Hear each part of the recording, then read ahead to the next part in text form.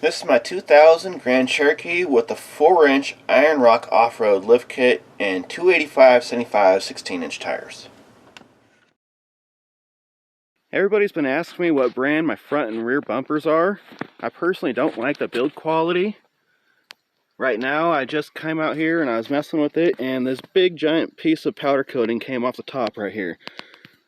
You know, that's a $250 powder coat job that's fallen apart. So it's poorly done, poorly prepared.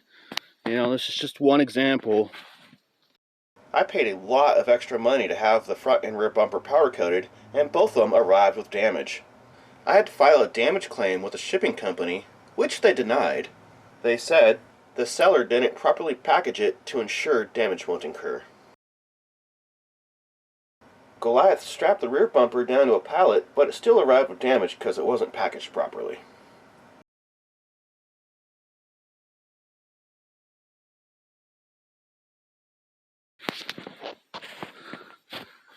It was really hard getting those lights in there. I had to fabricate stuff after getting the bumper done, so I was kind of irritated about that.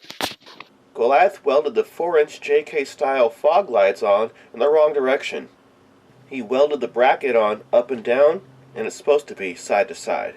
The smaller 2.5-inch fog lights didn't come with any brackets, as you can see, so it took some more time and fabrication to get that one to fit in there. Yeah, I still need to buy a winch and put that in.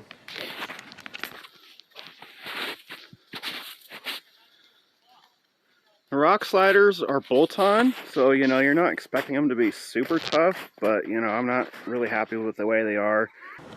Alright, to bolt these rock sliders on, they came with some extra tabs that bolt to these outside little lip here.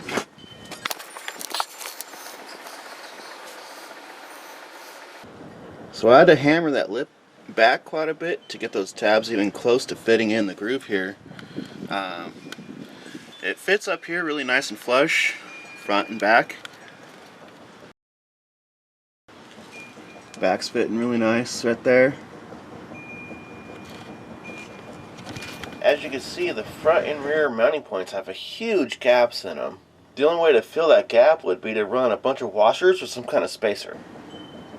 It kind of bent on the other side and jacked up my fender just slightly. The rear bumper, I've dropped it down on some rocks here in the rear bumper. Dropped down right there, and it caused all kinds of damage. Blew out the tail light, damaged my hatch. You know, it's a very expensive bumper. It's supposed to be armor and keeping the truck safe. Not really. So, it is what it is, man. And no license plate holder. It's a pain in the ass.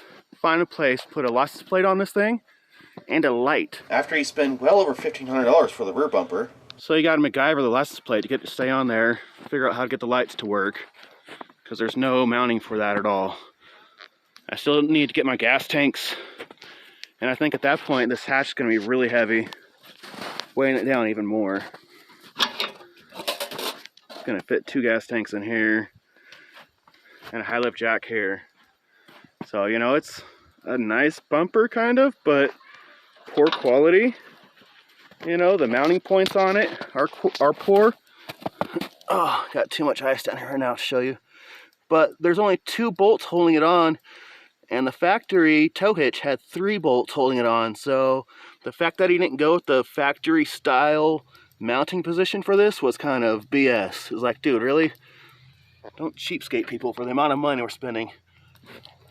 So this is how the factory tow hitch bracket looks. It's got 1, 2, 3 mounting points. These 2 are for the gas tank. So 1, 2, 3 mounting points versus only the 2 that the bumper came with. So the fact that there's not 3 mounting points up in here going up to that last bolt there, it only goes to right here. So if it went all the way up, I probably wouldn't have this damage here. That's not supposed to be there. That's a big rip in my metal. That's not cool. So, the way this bumper is mounted caused damage to the vehicle. Not very strong. This tow hitch, complete garbage. Don't even use it. because the pin doesn't fit. Pin won't fit anything you have. Alright, this is the factory tow hitch assembly. Now as you can see this fits in here properly. Take the pin out, it's right there, fits in there where it's supposed to be, okay? Now, this is the hitch that comes with the bumper. Okay, notice where the pin is at. On most tow hitches and stuff, their pin's gonna be down there, not right here. That is completely unsafe. Don't tow anything with that. Don't even use that. You have only this much material in there. That's completely garbage. It should be all the way in there like that, at least. So, where that pin is at and this tow hitch is, in my opinion, a complete waste of money. I wish I had seen somebody's video before I'd spent the money on that, because that was a waste. So, those are just some tips and suggestions, you know, about this company and whatnot. You know, this thing's all bent here from an opening. There's no catch on it, so it just comes and slams into this and bend the hell out of it if you forget to catch it. Damaging this part right here as well. The fitment was almost okay, but not really. You know, that's pretty not even close, but you know, it is a custom job here with the fenders. I'm not sure what the fitment would be like without the fenders on here, so the other side's way off, and that's not mainly due, but partially due to smashing this quarter pound on that rock there, but yeah. Got a huge gap in it. But then again, it was a custom job.